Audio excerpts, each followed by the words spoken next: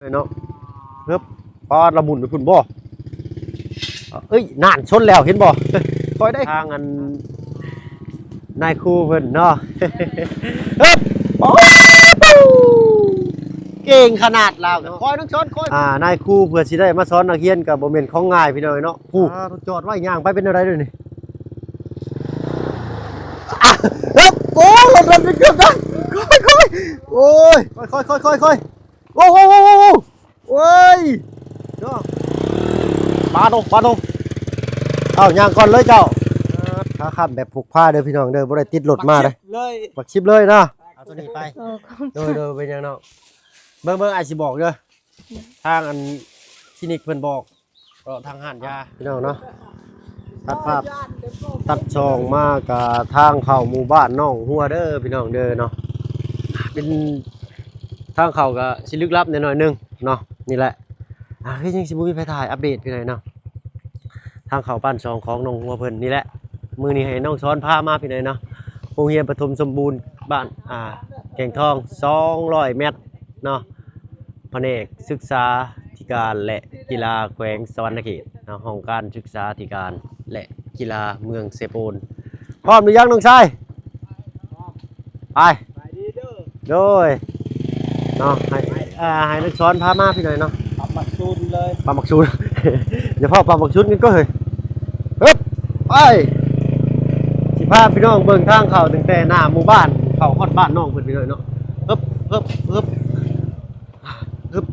จะโอ้คอยเด้อน้องเด้อจะพาล้มอีกคืนรอบนั้นได้ปุ๊บโตปลาปักชิปเลยเดี๋ยวนี้เนาะค่อยโตเฮ็ดทำสิเฮ็ดคอยได้เจ็บก้นนิ่มนวลนี่สิคอยสิหาเจ้าหมักชิปเลยหมักซูนเลยก็ได้หมักซูนเลยบ่คอยโดดลงคอค่อยก้นค่อยอึ๊บ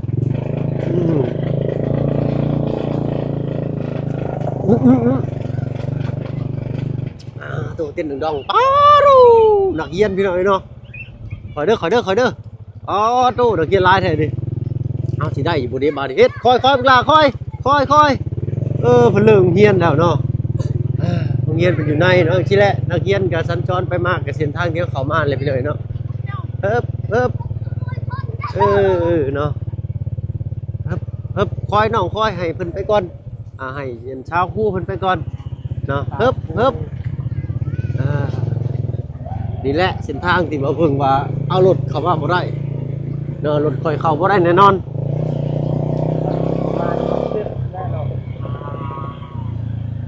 คอยได้ลูกชนจอดก่อนลูกชนจอดก่อนลูกให้ทั้งอันในคู่เพิ่นมาก่อนจะเพิ่มจะไปก่อนก็ได้เนาะเอาเบิ่งลุยกันพี่หน่อยเนาะปลาระมุนไปพุ่นบ่เอ้ยนานชนแล้วเห็นบ่คอยได้คันตีนบ่น้ำนี่ปอโตเนาะทางอัน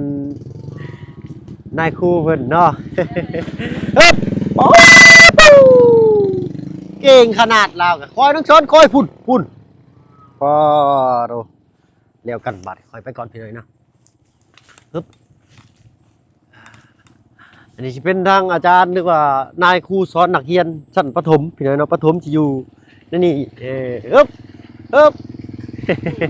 คอยเด้อเจ้าโอ้ยเนาะนายครูเพื่อสิได้มาสอนนักเรียนกับบ่แม่นของง่ายพี่น้อยเนาะผู้รถคอยดีผู้นี้คุ้งแกนกึกเลยเนาะทางลัดทางอ้อมกับบ่มีเนาะก่อนอื่นเด้อพี่น้อง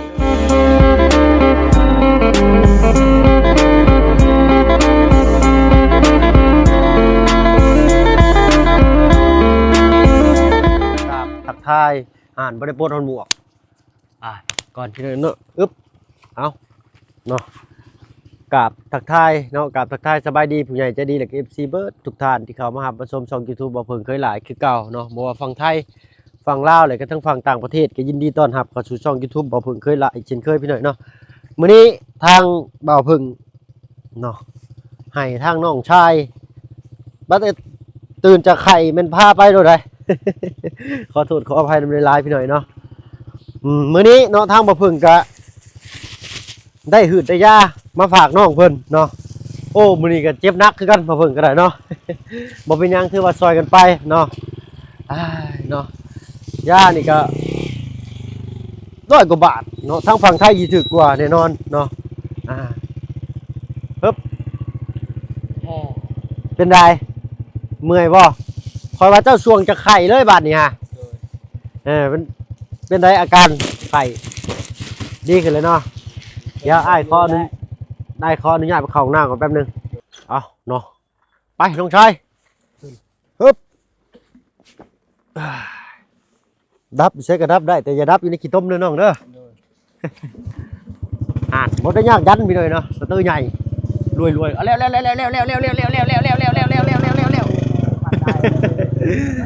วคอยเด้อโอ้บุญบาไปนี่เนาะเอาหัวไปดุดจะหั่งต่อนี่พอดีครับสบายดีปะสบายดีเป็นบ่สบายดีหนักเฮียนดีเนาะพี่ลงวีก็ได้บ่ได้แล้วบ่ทันแล้วน้องไปดีแล้วเฮ็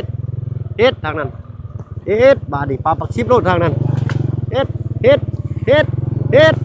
ก่งเนาะเราก็ได้แล่นไปเลยเฮ็ดอึ๊บ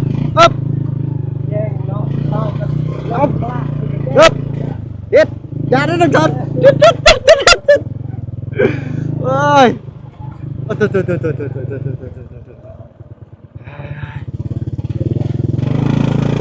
เฮ็ดปลาไม่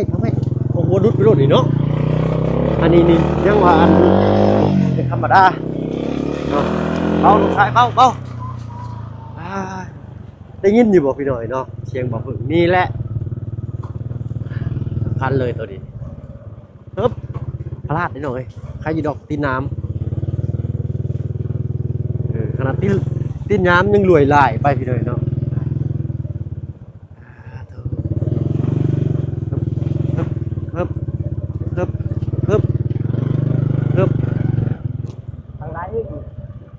แล้วกันมันชื่อเลยแล้วเนาะเว้ยโหไงสิลงก่อนเด้อจะนักแล้วมันนั่นทางนั้นเพิ่นบ่ได้ให้ไปได้เดี๋ยวอ้ายสิยังก่อนตัวพี่น้อยสิไปได้บ่น้องเอามามันเลิกบ่ไปทางนั้นมันเลิกห้อยรถเบาบุญมื้อนั้นห้อยรถเบาบุญบ้านป่าได้ทางน่ะลงนี่เลยนี่ลงตัวนี้ก็ได้นี่คอยได้เฮ็ดโอ้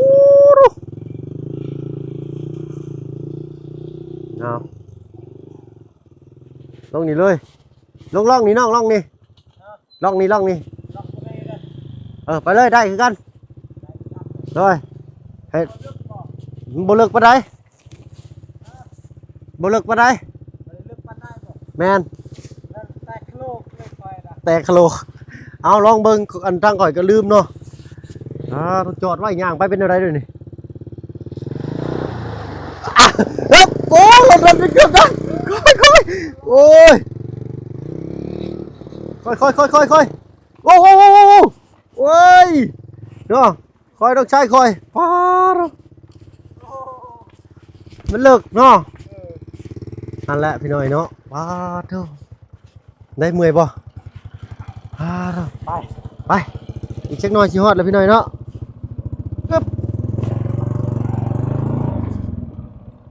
ต้องคอยได้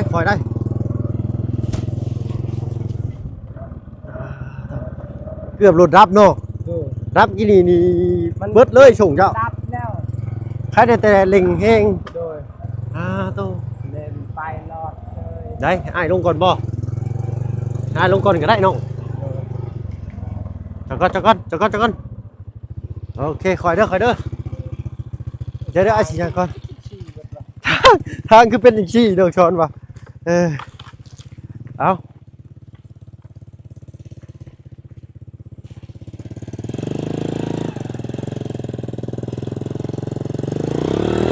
ปาดงเอาย่างก่อนเลยเจ้า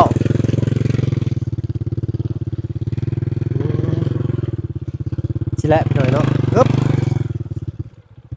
สุดไปเฮาบ่เคยเที่ยวกะลงร่องบ่ถือพี่หน่อยเนาะเฮามารถ4ล้อรถจักสิแม่นร่องใดกับร่องใดหั่นนะ ฮึบค่อยค่อยค่อยค่อยค่อยค่อยค่อยค่อยค่อยค่อยเออจอดไปโตสบายดีทั้งตัวแม่ขาค้ำแบบผูกผ้าเด้อพี่น้องเด้อบ่ได้ติดรถมาเลยปักชิปเลยเนาะเอามาฮอดจอดถึงแล้วพี่น้อยเนาะบ้านน้องหัวเผื่อสิเข้ามาได้เป็นได้น้องชายเมื่อกี้นี่เกือบปิดท้องม่วนอยู่ว่ะลมอยู่ขี้ตอมเป็นอะไรคือว่าติดสติ๊กเกอร์ใส่หน้าผากบาดนี้เนาะโดยสบายดีทางน้องหัวเพิ่นเนาะเป็นได้น้องอาการบ่สบายกินข้าวกินยาเลยเนาะกินแล้วบ่ยาได้มียายังเนี่ยกินนั่นได้แต่ยาพาราเป็นอะไรอาการเป็นได้อาการวินหัวชื่อเนาะเอาติดมาระเบิดก่อนให้ปลาลุงเพิ่นฟังเสียงแน่เนาะได้ยังกินข้าวล่ะมื้อนี้ แต่บ่มีแนวกินบ่ได้ไปหายังบ่ได้คนเดียวกินช้ำพี่น้อยเนาะน้องก็เป็นไข้เลยบ่ได้ไปหาโธ่อ้ายมาแต่หมู่บ้านนี่แหละแต่ว่าบ่ได้เวะเข้ามากำลังเข้ามาน่ะหมู่บ้านทางอ้ายน่ะเพิ่นออกไปอ้ายบุญน่ะนี่น้องสอนบ้านบ้านเจ้าเลยเนาะอ้ายบุญน่ะเนาะที่เพิ่นมาซอยท่าชี้หั่นนะเพิ่นว่าโอ้ยรถเจ้าเข้าบ่ได้ดอกเพิ่นว่าอ้ายขี่รถจักรขึ้นมาก่อนทางลุงแล้วก็ทางบ่าวบุญสารวัตรเพราะว่าทางเพิ่นยังค้าเวียกอยู่พี่น้อยเนาะทางบ่าวเพิ่นก็เลยแล่นขึ้นมาก่อนเอ้ามื้อนี้บ่มีหยังมาฝากมาต้อนของฝากของต้อนกินบ่ได้หรอกจ้ะเอาตัวนี้ไปโดยเป็นหยังเนาะเบิ่งอาจสิบอกเด้อทางอันคลินิกเพิ่นบอกทางห้านยาใส่ปึ๊บอันนี้เช้าซองแรงซองตัวนี้เด้อน่าสิเป็นยาเกี่ยวกับอักเสบของคอนี่แหละอันนี้ก็เช้าซองแรงซองกินนำกัน แม่นไออยู่บ่บ่บ่ได้ไอ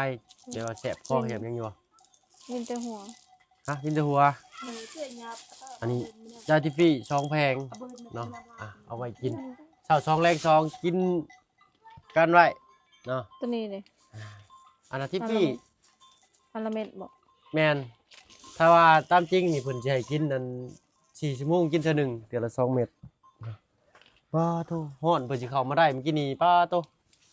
ก่อนจะลงย่างเอ้ายันตกคุมเบิด2 คนผู้โฟร์แมนนั่นเขาไปเช็คของน้ำเลยเป็นได้น้องซ้อนผ่านอยู่บ่เนาะลือเนาะมาห่อแล้วก็เช็คของน้ำไปน้องซ้อนก็ได้เอาเนาะ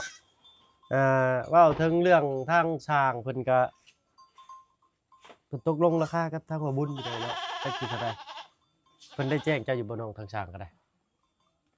ทางนาบ่าวเจ้านะอ้าวคือนาบ่าวบ่หรือว่านาบ่าวเจ้านาบ่าวเนาะต่อมากับเราก็นอนอยู่พี่น้อยเนาะเราบ่สบายบ่ติเพิ่นแหละเนาะ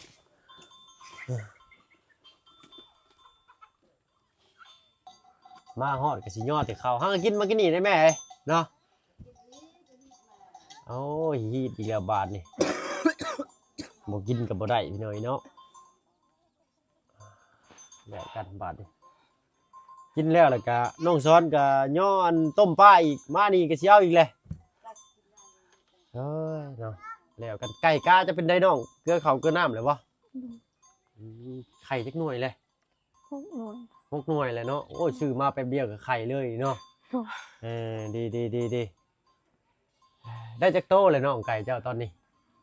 ไหวเนาะไก่คันช่วยนี่9 โตโอ้เลขงามพอดีพี่น้อยเนาะมาเก้าจะออกนะงัวเพิ่นกับพี่ก็ดอกเนาะสะอ้อนงัวเพิ่นกระลงกระลิงอยู่แม่นทางบ้านนี่มีแต่งัวตัวจ่อยๆพี่น้อยเนาะเป็นอะไรอาการเนี่ยนี่รู้สึกแบบใดแบบว่าปวดหัวบ่หรือคิงฮ้อนบ่แม่นฮ้อนๆนั่นเนาะฮ้อนๆหนาวๆเป็นอันเดียวกันกับน้องซ้อนซั่นน้องซ้อนก็ฮักไข้ขึ้นมื้อนี้เนาะบ่ได้กินฮอดข้าวแต่มื้อเช้านี่ก็บ่ได้กินข้าวโอ้ต้องพยายามกินข้าวหรือว่ากินน้ำอุ่นเด้อน้องเด้อเนาะเราต้องกินน้ำอุ่นเนาะกินน้ำเย็นนี่อาการสิกำเริบขึ้นอีกถ้าสิให้ดีก็น้ำขิงก็ดีคือกัน เป็นไข้หวัดพี่น้อยเนาะช่วงนี้เพราะว่าอากาศเปลี่ยนฝนก็หนาวมื้อเช้านี่ฝนตกบ่ทางนี่ตอนเช้าๆอ่ะ ตกเลยบ่แห้ง ตกบ่แห้งเนาะโอ้ยทางบ้านน้องซอสนั่นสัมภาหัวเจ้าว่ะเทลงมานั่นน้องกันตะถนนหนทางคือใกล้สิแห้งกับบ่แห้งพี่น้อยเนาะเข้ามาคือเห็นนั่นแหละเมื่อกี้นี้ก็ได้เนาะเอามีแต่ท่าทางบาบุญสารวัตรเพิ่นพี่น้อยเนาะมาเนินเรื่องแผ่นฟ้าเชอร่าทางบ้านน้องหัวเพิ่นเนาะมีงบอยู่20ล้านกีบเนาะใบเชอร่าตีไปก็ประมาณ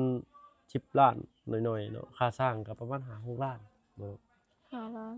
5ล้านเนาะปกติเพิ่นเว้าว่า6ล้านปลายแต่ว่าอันนี้เป็นญาติพี่น้องเพิ่นก็เลยลดให้เป็นพิเศษเนาะโอ้ยดีอกดีใจน้ำน้องเพิ่นเนาะแล้วก็ยังบ้านประต่างประตูอีกจักสิแนวใดเนาะบ้านประต่างประตูนี่ก็เท่าไรก็น้องสอนเนาะซื้อตอนน่ะบ้านประตูนี่บ้านประตูโปงเยี่ยมนะ บ้านประตูก็ได้ บ้านประตูโปงเยี่ยมเด้หน้าต่างนะ กองเยี่ยม แม่นที่เขาเปิดทางข้างมันนะ แทนเท่าไหร่แทน300,000 400,000 แต่ในใบก็300,000บ่บ้านมุกบอีกก็จักสิเท่าไรเอาเบิ่งกันตื่มอีกพี่น้อยเนาะพุ่นแหละคือว่าเมื่อวานนี่ทางบ่บุญว่าทางสร้างโทรไปหาทางเพิ่นทางบ่บุญเนาะเอาก็ทางเพิ่นยังบ่แล้วเวียกแล้วงานเด้อน้องนะจังได๋เพิ่นขึ้นมาเนาะทางสร้างเพิ่นไปเฮ็ดเวียกใช้ช่วงนี้ อือฮึ ยังบ่ได้ยูฮู้นำเพิ่นเนาะอยู่บ้านเมืองจันทน์คือเก่าบ่อืมเนาะก็พอน้อง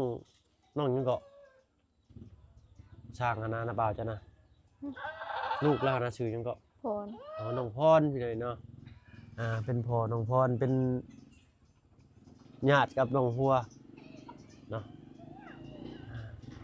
น้ำในก็งดตักก่อนเนาะน้องช่วงนี้เนาะเป็นไข้เป็นหนาวทางปลาลุง FC เพิ่นก็ว่าโอ้ยอยากให้เปลี่ยนทางน้อยโอ้ยคือสิเปลี่ยนบ่ได้พี่น้อยเนาะเพราะว่าซื้อเพิ่นมาอะไรก็ได้เนาะอยู่เชโนผู้เขาว่าซื้อเซลเชโปนนี่ก็คือสิเปลี่ยนได้อยู่บ่หรือแนวใดอันนี้ชื่อแก่ขึ้นมาแต่เชโนผู้เนาะคอยตักเอาแล้วเนาะน้องเนาะ ดีกว่าบ่มีว่าซั่นซะเนาะแล้วมันนักเขาก็ผ่อนลงเป็นไข้มันจักมื้อเลยนี่ 3 มื้อนี้แล้ว 3มื้อนี้แหละน้องซ้อนได้ซะเป็นจักมื้อเลยน้องซ้อน4มื้อนี้4มื้อที่4นี่หายแล้วพอดี 3 มื้อจะกินข้าว 3มื้อบ่ได้กินข้าว 4 มื้อนี้ จนเด็บหน้าเราก็ได้น้องซ้อนก็ได้เนาะอันถ้าว่า สิปรับบักชูนเลย ก็ชูนเราก็ได้เนาะน้องเจ้ามามื้อใดก็น้องก็สิมาแต่เวียงนะ วันประมาณวันที่24 วันที่24โอ้เนาะไปหับเพิ่นบ่ไปหับอยู่ไส หาในสิโปน อ๋อลงไปหาเพิ่นอยู่เซโปนโอ้ยผู้ดีอันถือกับอันทั้งลุงกับบ่าวบุญขึ้นมาบ่จักนี่เนาะผู้ดีแหละเว้ยครับเอาเพิ่นขึ้นมาเลยเนาะ ฮ เพิ่ อน ดแต่เช้า มาแต่เช้าฮอดแต่7 โมง มาแต่7 โมงเช้าท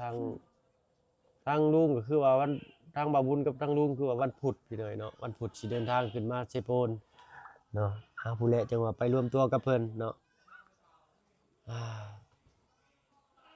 มื้อนี้ทางน้องซ้อนเพิ่นก็หายจากไข้ก็เลยให้เพิ่นพาเข้ามาพี่น้อยนะรถข่อยเข้ามาบ่ได้เนาะคันเข้ามานี่มีแต่ใส่ท้ายรถไถแล้วเข้ามา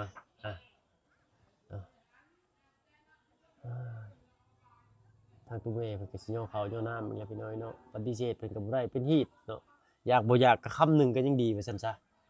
เนาะมีหยังซะน้องตั้งอยู่นั่นเข้าบ่ อันนี้ เหนื่อย เขา เข้าไปเอามาแต่ให้บ่หรือว่าข้าวตากข้าวที่เพิ่นตากมันแห้งแล้วใส่กระสอบไว้บ่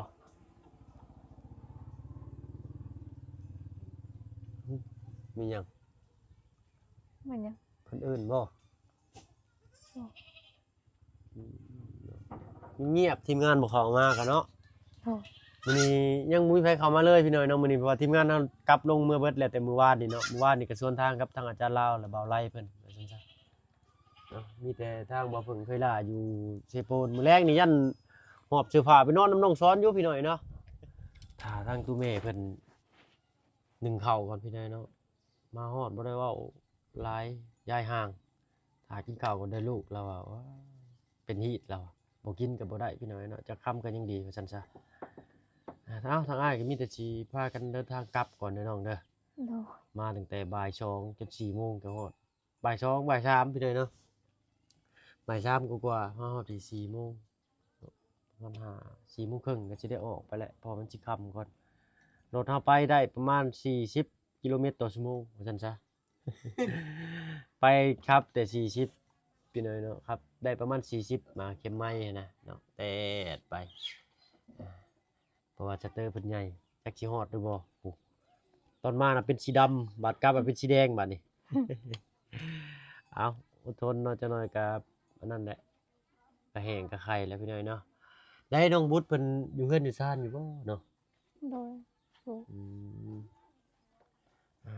เจนบ่ได้เข้าไปหาน้องเพิ่นดอกพี่น้อยเนาะรอบนี้ได้รอบหน้าก่อนทางลุงกับทางบ่าวบุญสารวัตรเพิ่นมาซิก่อนซั่นซะเนาะ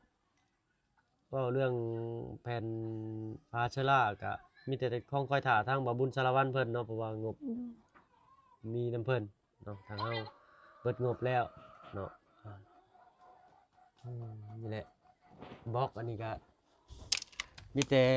มันแดดจักหน่อยเลยเก็บเข้ามาไว้ทางนี้ก็ได้เด้อน้องเด้อ โดย เอามาเรียงๆไว้ในขังห้องน้ำนี้เนาะยันเด็กน้อยมาว่าเอานั่นเอานี่มาทุบลิ้นม่วนเพิ่นแน่อ้าวลมเย็นก็เริ่มมาเลยเด้นี่เนาะสิแล้วทันหน้าหนาวอยู่บ่เนาะคือสิบ่ดนดอกคันว่าเฮามีอุปกรณ์มาเนาะให้สร้างทั้งสร้างเพิ่นมาลงมือเฮ็ดประมาณ3คนบ่น้องสร้างเพิ่น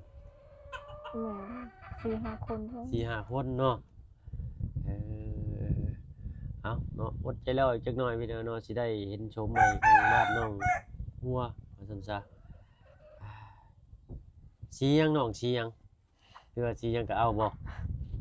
สีหยังก็ได้ สีหยังก็ได้ โดย น้องช้อนได้สีหยัง จักสี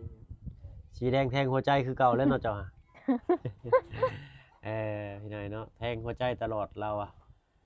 เนาะมื้อนี้ก็ปะทั้งพ่อเพิ่นอยู่เฮือนผู้เดียวอีกแล้วเนาะเอาก็จักหน่อยทางให้ทางตู้แม่เพิ่นย่อเข้าเลยกินจักเล็กจักน้อยก็พอเป็นหีบเป็นคล้องแล้วก็สิพากันกลับเด้อน้องว่าเด้อเนาะ โดย โอกาสหน้าโอกาสหน้าให้พ่อกันใหม่เนาะและทางบ่บุญกับทางลุงขึ้นมาพุ่นแหละพี่น้อยเนาะหรือว่ามีข่าวดอกข่าวดีมาแจ้งก็สิได้เข้ามาก่อนอยู่เลยเนาะในระหว่างนี้ก็เรื่องคือสิบ่ได้เข้ามาง่ายเนาะเพราะว่าเฮาบ่มีเวียกอยู่นี่แล้วหั้นนะเนาะทางสร้างเพิ่นก็ยังบ่ได้ลงมือเฮ็ดหยังเนาะข้าวของก็บ่ได้สั่งเพราะว่าทางบ่บุญเพิ่นยังบ่ขึ้นมาถ้าบ่บุญขึ้นมาพุ่นแหละจังว่ามาเบิ่งนํกันอีกเทื่อหนึงใช่ไหมเนาะตอนนี้ก็มีแต่สิได้อัปเดตบ้านช่องเงินชานของอ่าน้องห้างเนาะความเป็นอยู่เพิ่นนั่นแหละเนาะยังบ่เว้ากันยังบ่ตบบ่แตกอยู่เรื่องว่าสิอยู่ไสนี่เอ้าลุ้นไปนำกันพี่น้อยเนาะมื้ออื่นเบาเสียงขึ้นมาถ้าฟังเบิ่งนำกันอีกพี่น้อยเนาะเบาเสียงขึ้นมาว่าสิเป็นอะไรเนาะว่าสิเว้าเป็นในรายใดทางใดหั่นน่ะเนาะเฮาก็ยังเว้าบ่ได้เพราะว่างบประมาณบ่ได้อยู่นำเฮาเนาะเรื่องที่ดินเนาะตอนหญ้าว่าสิได้อยู่ไสนั้นแต่ในหันแน่นอนพี่น้อยเนาะ100ทั้ง100ก็อยู่ได้แต่หน้าแล้งหน้าฝนมาก็น้ำท่วมยันน้ำพัดไปว่าซั่นซะเนาะเว้ากันหลายอย่ากันห่างสิขอตัวลำลาก่อนเด้อน้องหัวเด้อเนาะ โดย เนาะสบายดีน้องละเนาะ สบายดี โดยเนาะเอามาอาตึมมาเนาะอาตึมกินข้าวแล้วก็กินยาเด้อเนาะเอาไปพี่น้อยเนาะมีแต่สิพากันเดินทางกลับเนาะโอ้เนาะทางแม่เพิ่นย่อเข้าก่อน จะโดยก่อนแล้วอะเนาะโดยแม่โดยเนาะพี่น้อยเนาะพบพ่ออันคลิปหน้าเด้อพี่น้องเด้อเนาะสำหรับคลิปนี้ขอตัวลาลงแล้วเนาะอยู่ดีมีแรงเบิดสุขสุขคนเนาะ